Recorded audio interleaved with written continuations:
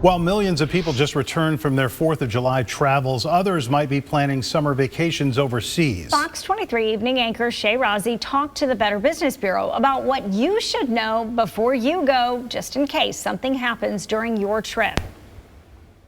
If hopping on a plane and heading out of the country is part of your summer plans, that means your passport is key to helping you get there and get back home. I asked Amy Mitchell, CEO of the Better Business Bureau of Eastern Oklahoma, what happens if you lose it during your trip. So if you lose your passport, you do have to replace it to travel back.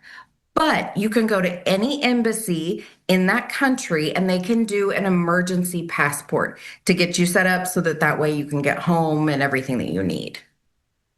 It may not necessarily be in time for your original flight back. Since it might take a little time, you may need to change your flight and pay additional fees. What happens if you get sick and you're overseas?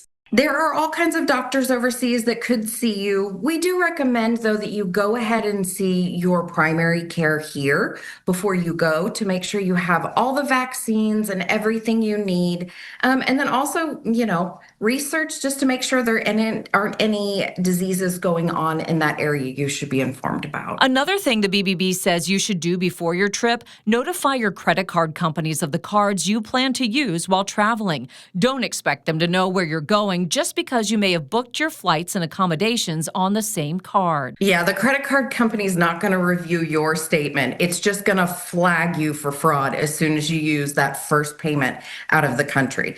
So go ahead and call your banks and financial institutions and say, hey, I'm traveling from this date to this date. Please do not turn my payments off.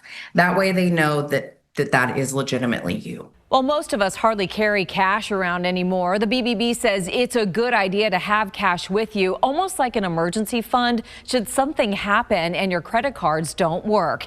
And for your safety, don't post pictures letting the world know you're out of town or out of the country until you get back, so your home isn't an easy target for thieves.